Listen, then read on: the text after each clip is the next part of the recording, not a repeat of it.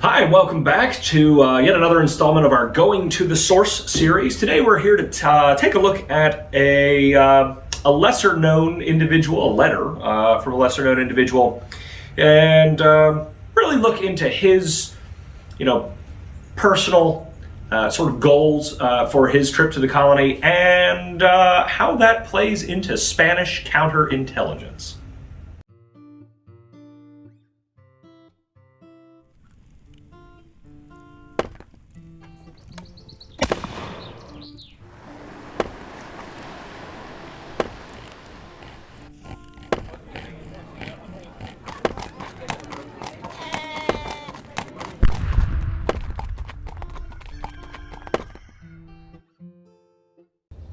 So today we're taking a look at a letter from a man by the name of Francis Perkins. It's a gentleman that arrives here on the second the second fleet to come to Virginia, the first resupply to the colony in the winter of 1607, 1608. It's a fascinating letter, just the fact that we have it. The manner in which this letter survives is remarkable because his original, his handwritten original, no longer exists, or if it does, it's yet to be found by historians. When his letter makes it back to England, it somehow finds its way into the hands of Ambassador Zuniga, King Philip III of Spain's ambassador in King James's court. And Zuniga has it ciphered, essentially. He has it coded in diplomatic cipher. It is then sent back to Spain as part of an intelligence document, essentially. It is then deciphered in Spanish for King Philip III to read. Remains in Spanish archives for centuries and then is retranslated back into English by a historian in the late 19th century. And I mean, what a remarkable chain of events to even get this letter to us today. The fact that any of it makes any sense at all is kind of impressive, given how many times it's been translated, and it still reads very much like, or at least we tend to get the feeling that it reads like it probably did originally, very very closely at any rate. But this is simply personal correspondence. This man, Francis Perkins, is one of what we will sometimes refer to as the threadbare gentry. He's a man of the upper classes who's broke, basically. He's not got any money. The family has perhaps spent themselves into poverty, but he mentions his son and wife. I don't know how much more family the man has, but these individuals, at least, they're basically surviving on the charity of social betters, and he refers to a small cadre of patrons, essentially, that he has leaned on for support previously, as he basically begs for additional charity in this letter. He is asking, amongst other things, he's asking to have these friends of his intercede on his behalf with the leadership of the Virginia Company to get him named to the council in Virginia, the 7-man council that's governing the colony. And it is rather fascinating that he, at least, believes himself the equal of many of the individuals who are already serving on the council.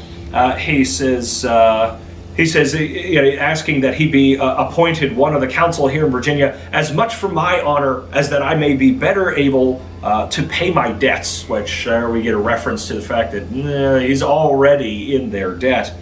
And he says, there are some members of the council here who understand state affairs as little as I do, and who are no better than I in business affairs.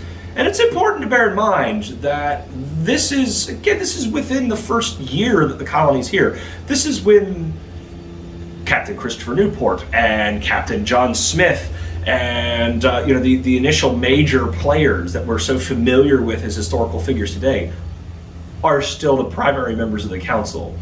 And this man claiming that none of them have none of them are any better at this than I would be. And I think it's saying something that this is the only time and place that we ever hear of Francis Perkins. whereas men like Christopher Newport and Captain John Smith are already kind of household names in England at this time. So kind of a bold claim for Master Perkins. But just to give you an idea, I mean, this man, as he opens his letter, he says, "Most illustrious sir, after my due respects to you, with thanks for the many favors which you have done me, and the trouble you have taken on my account, I being unable to repay them, except by praying God and desiring to serve you in every way that I can, I venture to beg of you another favor on the occasion which at this time presents itself, although I have given you just cause to abandon me by not taking leave of so good a friend as you have always been on the occasion of my departure." He's basically saying, you've already helped me a bunch of times and I haven't been able to repay you. I gotta ask you to help me again, even though I've probably annoyed you by not even bothering to say goodbye when I left the country to come to Virginia. It really does kind of put a certain type of person in mind. This poor guy apparently just had a real run of bad luck, and again is surviving on charity, essentially, and is now asking for more. And he goes on to try to give at least a little in return. And so he relates the nature of their voyage and what he finds in the colony. He sends a few gifts back, things like he sends pairs of turtle doves to the various ladies in his connection, the addressee, whom we were still not sure exactly who he was writing to. Initially, though, historians have been able to identify a number of the individuals that he mentions in this circle of folks that he's leaning on. So basically all the ladies of the group he's sending pairs of turtle doves to. He's sending a few other odds and ends. He sends a couple of ears of native corn, what we'll refer to today as maize, just so they can see the grain of this country, and promises further gifts in the future. In a postscript, he says he's sent several pounds of sassafras, which he points out up until recently was worth a lot of money. It's worth less now, but it's still very useful medicinally in this sort of thing. So he's providing some information. He's sending a few gifts, trying to earn this charity in some respect. And this is where we start getting beyond this just being a letter of this poor individual down on his luck, begging for help, and we start getting into an area that made it so very interesting for Ambassador Zuniga, and why he took the trouble to have it coded in cipher and sent all the way back to Madrid.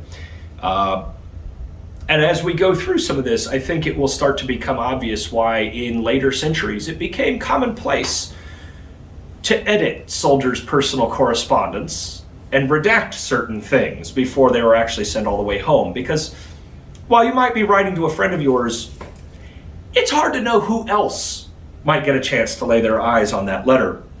So for instance, he talks about their voyage coming to the country. And he says, "I will state them to you as well as I can. We left Gravesend on Thursday," which is their apparently port of departure there in England.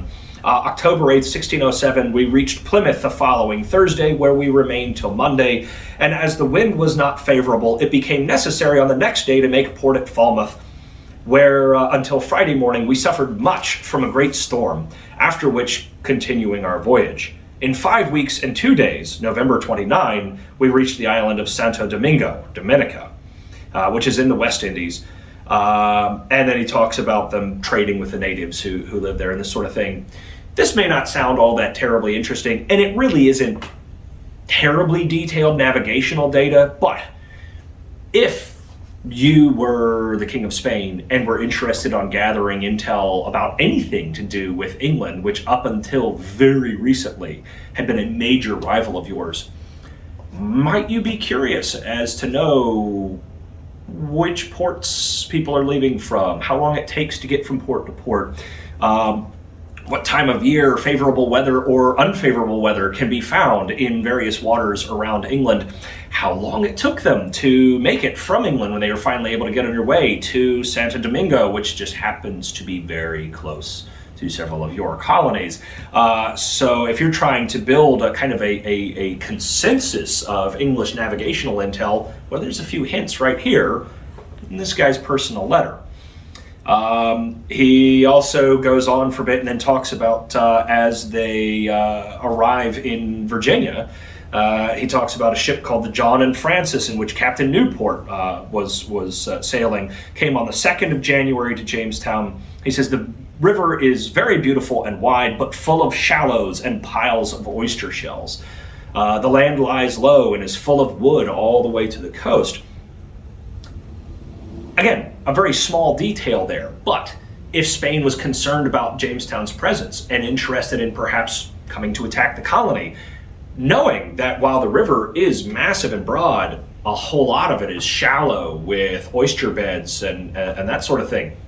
Useful thing to know, don't just come sailing up the river, you gotta come in slow and careful so you don't get your ship stuck. He's mentioning names of ships, who's sailing them, so now we know the officers that are primarily involved, which would have been fairly public information, but still, again, all these little details that can be added to a bigger picture, talking about, ships coming and going, how long it's taking them to make it port to port, and this sort of thing. Then we get the real kicker here. He says, after our landing, which took place on a Monday, January 4th, there broke out on the following Thursday, January 7th, such a fire that growing rapidly it consumed all the buildings of the fort and the storehouse of ammunition and provision, so that there remained only 3. And all that my son and I possessed was burnt, except only a mattress which had not yet been carried on shore. So their mattress is still on the ship. They've lost everything else.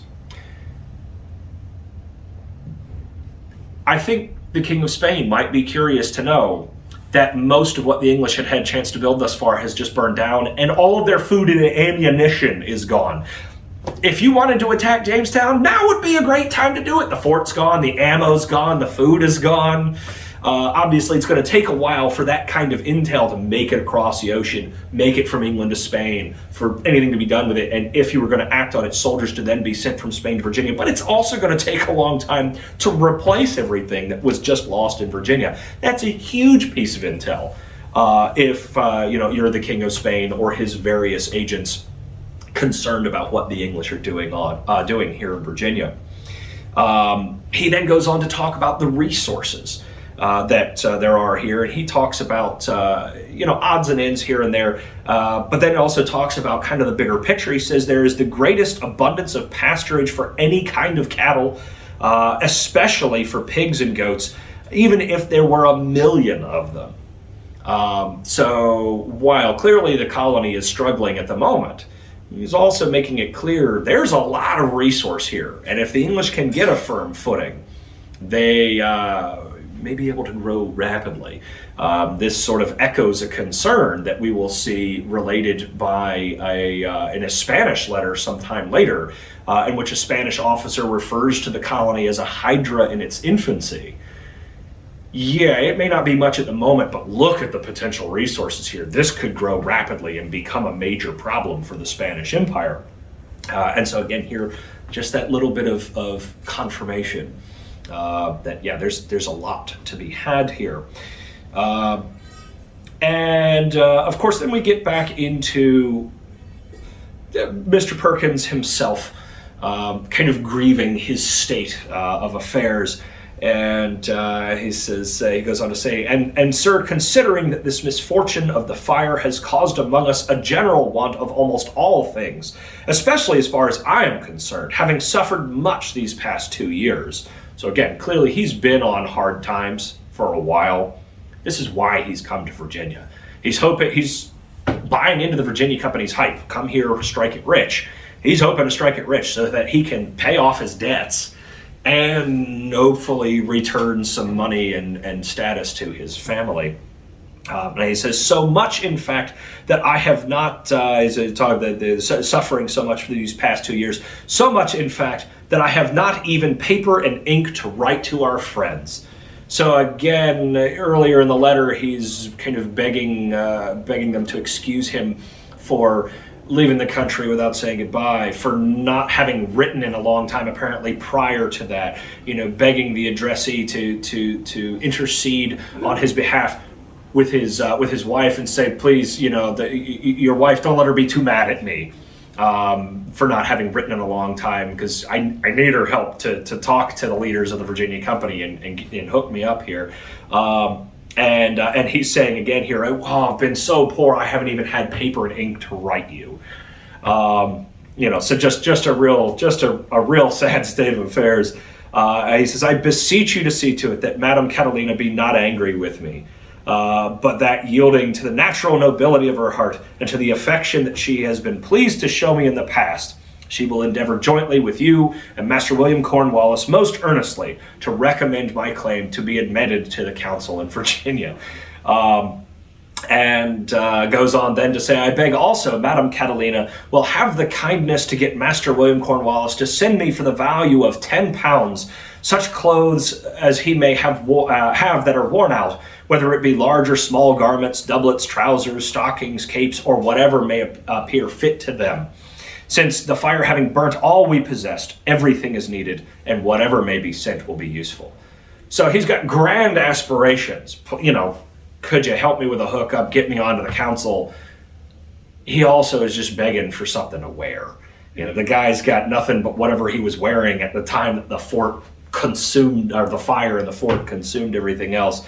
So he's saying, could you send me your old hand-me-downs? We've lost everything. He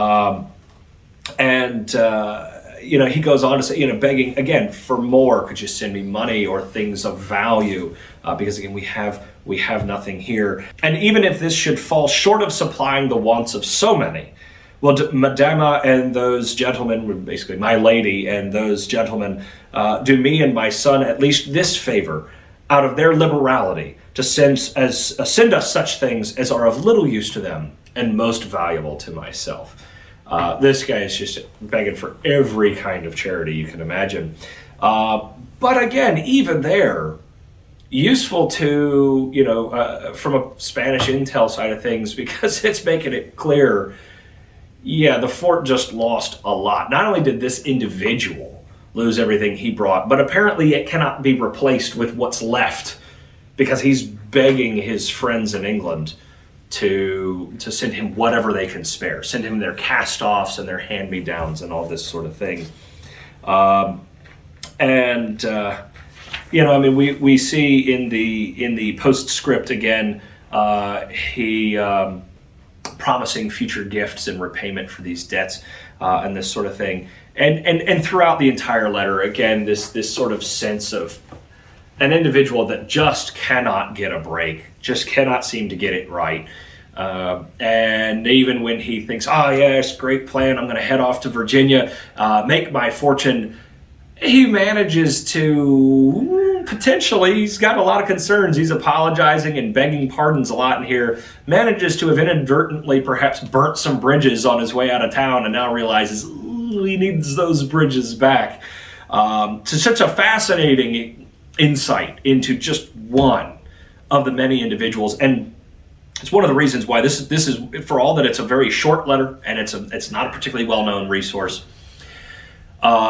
It's one of our favorites because we have so little from the average folks here in the colony early on. The vast majority of the first-hand accounts we get are from colony leadership. They're sending reports back to the Virginia Company. They're sending letters to their own correspondents. We got individuals like Captain Smith publishing entire books. And it's so rare that we get insight and not exactly firsthand, because again, this went through several people, several translations, but pretty close to a firsthand account from somebody who was just kind of one of the rank and file here. He had aspirations of becoming more than just rank and file, which were never realized. He was never named to the council. And in fact, we know nothing of Master Perkins or his son after this letter. No idea what happened to them. We have no idea if they survived being in the colony. No idea what happened to his wife, whom he left behind in England, and also begged his patrons to look after her if she should need assistance. And again, we don't even know if his letter made it to the people. Maybe it was intercepted. The historians who have translated it and studied it over the years, they've again done some digging, trying to figure out who all these people are. And Philip C. Barber writes, the Lady Catherine was undoubtedly the wife of Sir William Cornwallis the Younger, son of Sir Charles. Sir William the Elder was the older brother of Sir Charles. He lived at Highgate near the residence of Zuniga. So Ambassador Zuniga knows these people. He's kind of hanging out in their circle. By his first wife, Lucy Neville, aunt of George Percy, another major player at Jamestown, serves as interim governor multiple times. He had a daughter, Elizabeth, who married Sir William Sands, who's mentioned in the letter, who is a relative of Sir Edwin Sands, who becomes the second treasurer of the Virginia Company. So this guy's got connections. He knows a lot of people who are both directly and indirectly involved with the Virginia Company. And Ambassador Zuniga is right in the middle of this circle of people. So perhaps he was just given an opportunity to read a letter from a friend and that sort of thing, and had it copied and ciphered and sent off to Spain. It's also possible that letter may have never been seen by the people it was addressed to. Maybe he intercepted it and sent the whole thing packing. We'll unfortunately likely never know. And again, never know what became of Francis Perkins, but again, really fascinating insight into one of the kind of average folks here at Jamestown, and really fascinating insight into the Spanish intelligence operation. Proof that they were willing to get a hold of any piece of information they could about this colony, because they were deeply concerned about what this colony's existence could represent for the Spanish Empire, and really going to reinforce the reality of the Spanish threat for this colony. Well, thanks for tuning in again. Hope you enjoyed that. As always, if you did, like, subscribe, leave us a comment below, and we'll catch you next time.